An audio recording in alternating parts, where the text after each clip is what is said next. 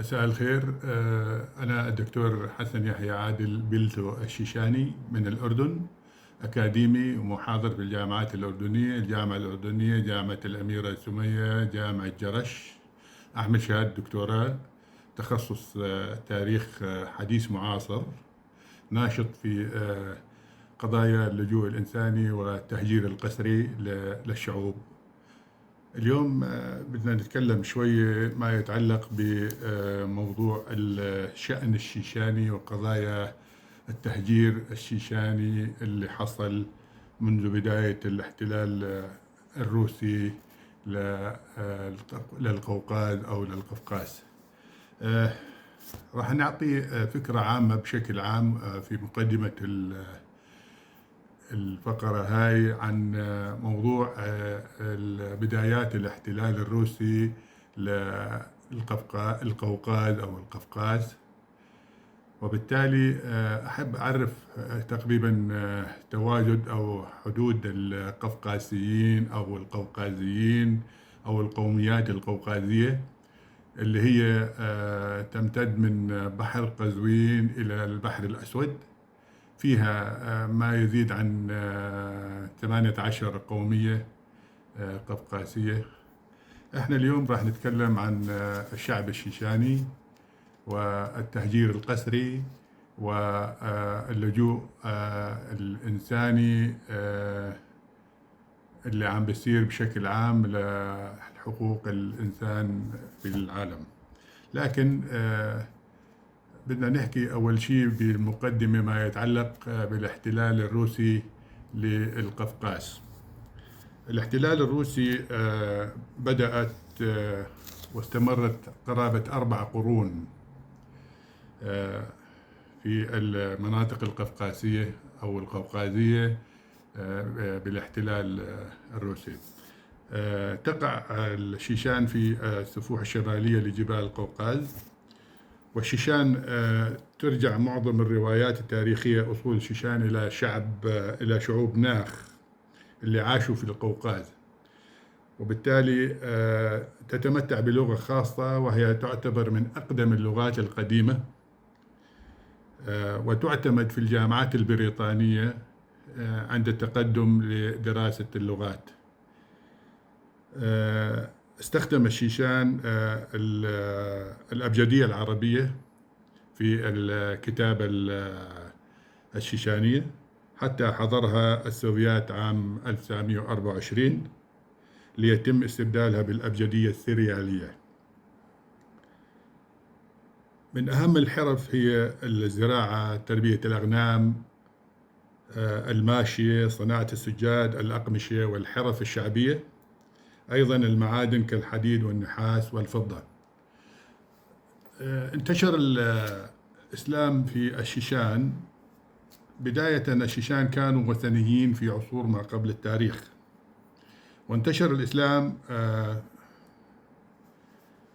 على مراحل بسبب طبيعة المنطقة الوعرة والبعيدة عن حواضر الإسلام على مراحل. غالبية المؤرخين بيرجعوا الانتشار الكاسح للإسلام في ستينيات القرن السادس عشر والسابع عشر إلى المتصوفة، التصوف النقشبندية بمعنى آخر. يعتبر الفلكلور الشيشاني المصدر الأكثر قيمة عند تاريخ وتقاليد الشعب الشيشاني. تلعب الأمثال والأقوال والأحاجي والأغاني والحكايات الشفوية التي تحكي متاعبهم وأفراحهم ورغباتهم وأمنياتهم وقصص الأبطال الذين قادوا النضال. أما الفن الشيشاني، الفنون، له سوابق تعود إلى قرون ماضية، خاصة العمارة الشيشانية في الجبال، وهي ظاهرة فريدة من نوعها في الثقافة العالمية. أيضا من خلال دراستنا أو راح نعطي بشكل عام نلقي الضوء على نقاط رئيسية ما يتعلق في الشأن الشيشاني، حتى أي شخص أو أي مؤرخ أو أي كاتب يستطيع يرجع لهم للمصدر والمرجع. في فترة 1547 ميلادية هناك مخاضات ومعاناة بالعلاقات بين شيشان وروسيا، حيث أن روسيا منطق التوسع الروسي في القوقاز مدفوع بفكرة المنطقة العازلة بمعنى آخر على الحدود، بمعنى استخدام القوقاز كحزام عازل بين روسيا وأي عدو، وتحديدا العثمانيين والفرس الصفوية، وأيضا بدافع التنصير للشعب الشيشاني. من هنا بدنا نتكلم عن الغزو الروسي الأول، بداية الغزو الروسي الأول للمناطق الشيشانية. روسيا بدأت في التحول إلى إمبراطورية توسعية في النصف الأول من القرن السادس عشر، بمعنى التوجه السياسي للانتقال من إمارة موسكو الحبيسة إلى روسيا التوسعية. وحسب أقوال الراهب الروسي ويدعى فيلوثيوس في رسائل ذات الأهمية في التاريخ الروسي، تحدث فيها عن رسائله عن موسكو باعتبارها روما الثالثة، بمعنى حرب عقائدية، الوريثة الشرعية لروما الثانية، حيث أرسل ما يدور في فكره إلى أمير روسيا بأن القياصرة الروس هم الورثة الشرعيون لبيزنطة وعليهم تنفيذ عالمية روما الثالثة، بمعنى أنها حرب عقائدية. بدأ النفوذ الروسي في التوسع منذ رسالة الراهب فيلوثيوس في القرن السادس عشر. في العام 1547 ميلادي أعلن إيفان الرابع نفسه قيصرا لروسيا، ثم أعلن الحرب ضد إمارة قازان المسلمة على نهر الفولغا، حيث كانت سدا منيعا ضد التوسع الروسي نحو الجنوب. ومع سقوطها بيد الروس عام 1552 ميلادي أصبح الطريق سهلا أمام الروس للاستيلاء على بعض الأراضي التركية والوصول إلى بحر قزوين، ثم إلى منطقة القوقاز فيما بعد. ثم أعلن الروس الحرب على استراخان عام 1556 وتم الاستيلاء عليها، حيث أدى ذلك إلى توسيع نطاق وصول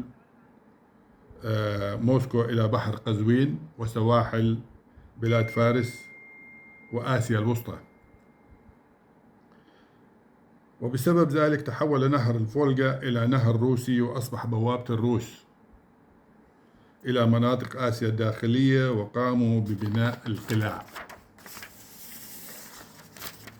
حدث الغزو الروسي الأول للأراضي الشيشانية في عهد القيصر إيفان، والذي يعتبر الأكثر حكام دموية في التاريخ، وظل يذكر بقسوته تجاه الشعب الشيشاني.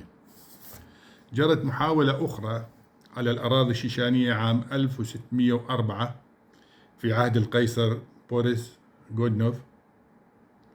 أيضا جرت محاولة من أبناء بطرس الأكبر، وتم صد الغزوات على المناطق الشيشانية من قبل الأئمة الثلاث في القرنين الثامن والتاسع عشر. كانت منطقة القوقاز ساحة ومعركة للقوى المتفاعلة في المنطقة، وهي تركيا العثمانية السنية، وإيران الصفوية الشيعية، وروسيا المسيحية الأرثوذكسية. فشلت محاولة بطرس في احتلال الشيشان عام 1722 ميلادية. ساعد الشيشان بروز العلماء الذين دمجوا التقاليد والعادات مع الشريعة الإسلامية لتشكيل عمل سياسي وعسكري متماسك في معارك المواجهة، اللي هو الإمام منصور، الإمام غازي، الإمام شامل. أيضا جرت محاولة أخرى على خطى أسلافها بكاترينا الثانية التي اعتلت العرش عام 1762. ابتداء من عام 1777 ميلادي احتلت عدة مناطق في الشيشان. أيضا ظهر يرملوف مؤسس الإرهاب الروسي، اتبع سياسة الأرض المحروقة، حرق المحاصيل، حرق القرى والإبادة، وذبح النساء والأطفال، وتدمير البساتين. ثانيا إنشاء مستوطنات للجنود الروس وعائلاتهم في جميع أنحاء الشيشان. 3 موقع استيطاني على نهر تسونغا في 10 يونيو حزيران 1818 أطلق عليه جروزني. أصبح التدمير والتهجير الشامل للقرى الشيشانية سمة أساسية لتكتيكات الجيش الروسي. وبالتالي بدنا نتكلم بعد الغزوات اللي حصلت بشكل مختصر، نلقي الضوء بتواريخ التهجيرات الروسية للشعب الشيشاني. بداية عام 1792 بعد تدمير دولة الإمام منصور. ثانيا عام 1831 لل 1832 نفذت السلطة القيصرية بعد قمع نضال الشعب الشيشاني. 3 عام 1836 1837 نفذت السلطة القيصرية بعد هزيمة القوات الشيشانية بقيادة الإمام تاشو حجي. رابعا عام 1850 لل 1860 بعد إخضاع الشيشان وهجر الغالبية إلى الأراضي العثمانية. إذا بنلاحظ هون 1850 1860 إخضاع الشيشان وهجر الغالبية إلى الأراضي العثمانية. 5 عام 1864 1865 بعد قمع متمردي أرغون بقيادة الإمام شامل هجر الشيشان إلى سيبيريا. 6 عام 1878 بعد القمع الدموي للانتفاضة الشعبية الشيشانية وهجر الجميع إلى سيبيريا. 7 عام 1913 بعد قمع تمرد الشيشانيين. 8 عام 1944 تهجير جماعي لكل الشيشانيين نفذه الاتحاد السوفيتي، وهو ما يطلق عليه هولوكوست العصر، إلى مجاهل سيبيريا. مع نهاية الإمبراطورية القيصرية الروسية ظهرت ثورة البلاشفة عام 1917. تم إنشاء جمهورية شعوب شمال القوقاز، وأعلنت استقلالها عن روسيا في إبريل نيسان عام 1918. اعترفت بها تركيا وتغطي مناطقها الشيشان، أنغوشيا، أوسيتيا الشمالية، جمهورية قبردين، بلقار، داغستان، جمهورية قرشاي الشركسية. بقيت ثورة حتى عام 1929 حتى الثلاثينيات. بدنا نركز إنه الأسباب الحقيقية كمان للتهجير الشيشانيين، بداية اللي هو الإرث التاريخي للمقاومة الشيشانية. 2 التنامي القومية الروسية، وحيث ظهرت كمان بالمقابل باقي القوميات في أوروبا وفي العالم بشكل عام. أيضا أفكار نظرية عن تطهير القوميات، بالإضافة إلى اغتيال التاريخ وسحق الحضارة وإبادة ذاكرة الشعب الشيشاني. تكمل الموضوع اللي حكينا عنه بالنسبة للغزو الروسي لاحتلال الشيشان ومناطق القفقاز. المقدمة كانت توضيح، وخصوصا للمواطن العربي أو للمشاهد بشكل عام، ما يتعلق أنه المكونات أو المكون الشيشاني في أي بلد بالشرق الأوسط هو مكون أساسي، وهو من رعايا العثمانيين على أساس تواجدهم في فترة الاحتلال اللي حصل، أو في فترة التقسيمات اللي حصلت للشرق الأوسط. فعلى سبيل المثال أو بمعنى آخر أنه المكون الشيشاني في أي منطقة من هذه المناطق، سواء كانوا في الأردن، في سوريا، في العراق، هو مكون أساسي، وهو يحمل الجنسية الأردنية بالتأسيس وليس بالتجنيس، بمعنى هو مؤسس، بمعنى هو ليس لاجئ في العرف والقانون الدولي. هاي الأمر لازم يكون واضح عند المشاهد، لأنه أحيانا نسمع أنه هؤلاء الأشخاص وخصوصا عندما قاتلوا مع الثورة ضد الظلم والاستعباد اللي كان بسوريا، كانوا مقاتلين وهم رأس حربة، كانوا في الدفاع عن الشعب السوري اللي تخلص من الطاغية. على هذا الأساس حبيت أوضح هاي النقطة أساسية، وعملت المقدمة مشان يعرف المشاهد أنه التواجد الشيشاني أو الشعب الشيشاني في كل المناطق هما كانوا رعايا عثمانيين ومتواجدين على مر العصور والفترات اللي كانت، ولا يحق لأي شخص الطعن في وطنيتهم في مناطق تواجدهم نهائيا. لهم مساهمات كبيرة جدا في بناء وتأسيس المناطق التي تواجدوا فيها أو البلدان، وبالتالي بهذا الخصوص راح نتكلم بهذه الحلقة عن سوريا. سوريا زي ما حكينا قبل قليل، التهجيرات أو الهجرات حصلت من 1700 تقريبا وما صاعدا، خصوصا بعد احتلال قازان واستراخان ودخول الاحتلال الروسي للقفقاز اللي هي مناطق بحر قزوين والبحر الأسود. وبالتالي التهجير القسري حصلت وتواجد الشعب الشيشاني في جميع مناطق الخلافة العثمانية أو النفوذ العثماني، في يوغوسلافيا سابقا اللي هي دول البلقان حاليا، دول الكتلة الشرقية، مناطق الشرق الأوسط، الوطن العربي، شمال أفريقيا. في جميع هذه المناطق يتواجد الشعب الشيشاني. وبالتالي